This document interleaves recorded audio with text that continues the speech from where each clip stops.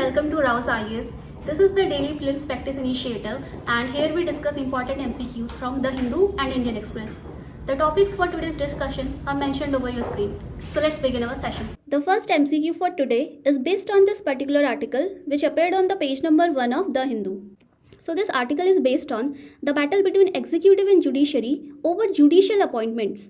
And the Union Law Minister has said that the Collegium, which has put the reports of Intelligence Bureau and Research and Analysis Wing in public domain, is a matter of grave concern. So till date, UPSC has not asked questions about the Intelligence Bureau, but since the topic is in news frequently, you must know about these bodies. Also, UPSC in the previous year 2012 had asked the question on Delimitation Commission. So this could be important under the various government agencies. Let's solve our first practice question for today, which states that consider the following statements with reference to the Intelligence Bureau. Statement 1. Intelligence Bureau, the prime agency responsible for internal intelligence, reports to the Ministry of Law and Justice. Now, this statement is incorrect as Intelligence Bureau, which is India's domestic internal security and counter-intelligence agency, it reports to the Ministry of Home Affairs.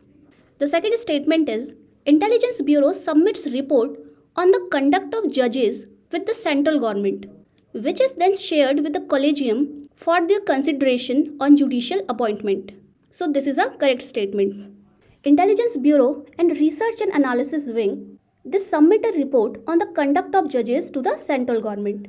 And then this report is shared with the Collegium for the consideration of these judges on judicial appointment. So the correct answer to this practice question is option B, that is 2 only.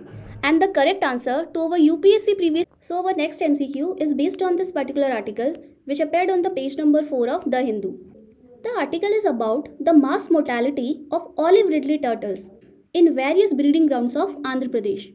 This mass mortality of olive ridley turtles is because of the effluents or the discharge from the aqua ponds and onshore oil exploration facilities. So this article is important under the conservation of important species. UPSC in the previous year 2016 had asked a question on Kharai camel. So let us solve our practice MCQ which states that consider the following statements with reference to olive ridley turtles. The first statement is the species is categorized as endangered in the International Union for Conservation of Nature Red List. So our first statement is incorrect. So let us know about olive ridley turtles. Olive ridley turtles are one of the smallest and most abundant sea turtles found in the world. These are carnivorous turtles and they are placed in the Schedule 1 of Wildlife Protection Act 1972 and their IUCN status is vulnerable. The second statement is the olive ridley turtles are found in the tropical waters of Atlantic and Indian Oceans only. So this is an incorrect statement. This is because olive ridley turtles are globally distributed in the tropical regions of Atlantic, Indian and Pacific Ocean. The third statement is the species is known for Aribada. Now this is a correct statement. Olive ridley turtles are known for their unique mass nesting or Aribada, in which thousands of females gather on the same beach to lay eggs. And you must be aware of this fact that Gahirmatha Marine Sanctuary in Odisha is one of the prominent mass nesting site of olive ridley turtles in India. Hence, the answer to our practice question is option B, that is 3 only, and the answer to our previous year question is option A. So our next MCQ is based on this particular article which appeared on the page number 8 of The Hindu. The article is about the Ken-Betwa River Link project. So recently, there was a meeting of a steering committee of the Ken-Betwa Link project in New Delhi. So Ken-Betwa River Interlinking project is a flagship project of Union government for the socio and economic development of Bundelkhand region. So this article is important for us under various river interlinking projects. UPSC in the previous year 2016 had asked this particular question. Now let us solve our practice question which states that with reference to the Ken-Betwa River Link project, consider the following statements. Statement 1. It will submerge major portion of the core area of Panch Tiger Reserve. So this statement is incorrect. So there is a major concern related to the Ken-Betwa River Interlinking project that it will submerge major portion of the Panna Tiger Reserve, which is in Madhya Pradesh. The second statement is it is the first river interlinking project to be implemented in India under National Perspective Plan. So this is a correct statement.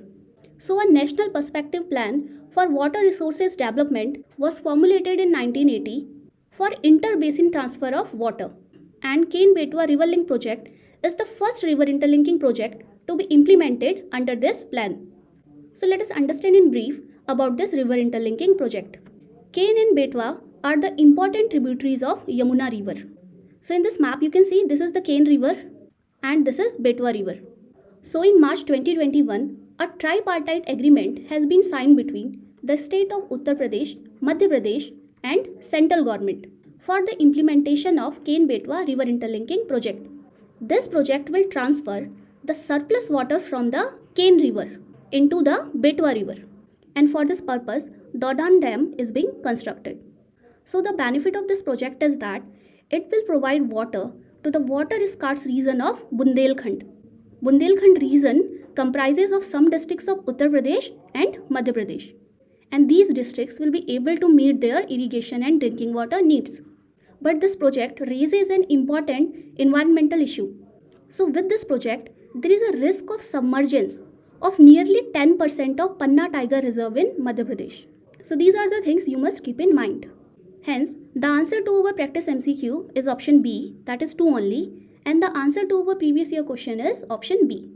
So our next MCQ is based on this particular news which appeared on the page number 8 of The Hindu. So this news article says that the toll collection via FASTag increased 46% in 2022. So for UPSC point of view, it is important to know the underlying technology behind FASTags. You must be aware that it works on the technology of RFID, that is radio frequency identification. UPSC in the previous year 2015 had asked a question on near field communication technology. So we must be updated regarding latest technologies. Our practice question says that consider the following statement with reference to radio frequency identification RFID technology. Statement 1. RFID technology is the wireless use of electromagnetic fields to track or identify an object. So this is a correct statement. Radio frequency identification technology uses radio waves or the radio wave portion of electromagnetic spectrum to identify or track an object, animal or person. The second statement is RFID tag and reader should be in the line of sight to make the system work. Now this is an incorrect statement. So this is because the wireless technology can read the information without making any physical contact and it does not require the line of sight. The third statement is it provides data access and real-time information in a short read range. Now this is a correct statement. So the range of RFID technology is generally short, which is limited to typically a few meters. Hence, the answer to our practice question is option C, that is 3 only, and the answer to our previous year question is option C. So the next MCQ for today is based on this particular article which appeared on the page number 12 of The Hindu. This article is related to GM mustard or Dhara Mustard Hybrid 11. So you must be aware that in October 2022, the Genetic Engineering Appraisal Committee, that is GEAC, had given environmental clearance to GM mustard. So before this approval, BT cotton was the only GM crop in India. But this is not a food crop. So in this news article, Supreme Court has asked the government, what if the risk of commercial release of GM mustard is irreversible? That is about the risk posed by GM mustard. So let us solve our practice question based on this news article. So UPSC has multiple times asked the question related to GM technology. In the year 2021, we found this particular question. Let us solve our practice question which says that which of the following could be the positive impact of commercial use of genetically modified mustard in India? Statement 1. Increasing overall production of mustard. Now this is a correct option. This is because it has been found that the yield of GM mustard is 30 times more than the existing varieties of mustard in India. The next statement is less use of herbicides on the crop. Now this is an incorrect statement. This is because the GM mustard is herbicide tolerant plant. So as this crop is herbicide tolerant, this will encourage the farmers to spray chemical weed killers. And because of higher application of these weed killers, there will be toxic chemical residue built up in the crops and which may impact the health of consumer. So this is the foremost concern related to GM mustard. The next statement is increase in honey production. Now this is also a correct statement. So as per the South Asia Biotechnology Center, GM mustard is likely to have beneficial effects on honeybee population, which will enhance their foraging behavior, resulting in increasing honey production. The fourth statement is ability to grow mustard in every state of India. Now, this is an incorrect statement. Though this mustard is genetically modified, but it does not mean that it can be grown in every state of India. This is because mustard is a rabi crop and it cannot be grown in relatively warmer southern state of India. Hence, the correct answer to our practice question is option C, that is 1 and 3 only. And the correct answer to our previous year question is option B. So the final MCQ for today is based on this particular news article which appeared on the page number 15 of Indian Express. This article says that there are 2 confirmed cases of norovirus in Kerala. So UPSC in the previous years have asked questions on various diseases and disease causing pathogens. In the previous year 2021, we found this particular question. So let us solve our practice question which states that with respect to norovirus, consider the following statements. Statement 1. The virus causes an infection of the respiratory system. Now this statement is incorrect. This is because norovirus is a highly contagious virus that causes gastrointestinal illnesses like vomiting and diarrhea. Hence this virus does not cause an infection of respiratory system. The second statement is the viral outbreaks tend to be more common during the summer season.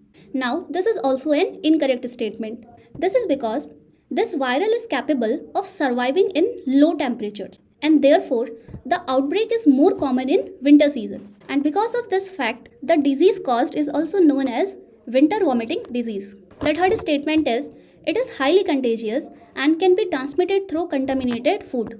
So this is a correct statement.